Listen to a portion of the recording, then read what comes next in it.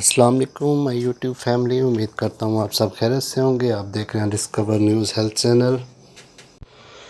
تو آج ایک نئی ویڈیو لے کر حاضر ہوا ہوں۔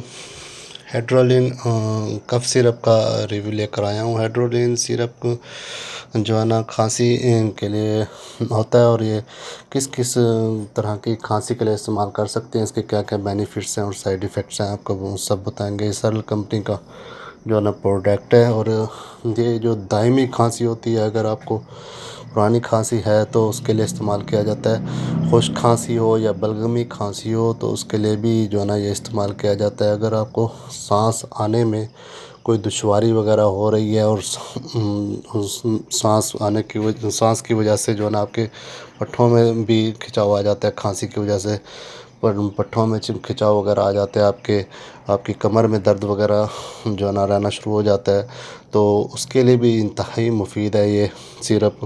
یہ فوری طور پہ آپ کے جو ہے نا پٹھوں کے کھچاؤ کو بھی ختم کر دیتا ہے، اور آپ کی سانس کی جو نالیاں ہوتی ہیں اس کو ٹھیک کر دیتا ہے، اور آپ کی سانس کی دشواری کو ختم کر دیتا ہے۔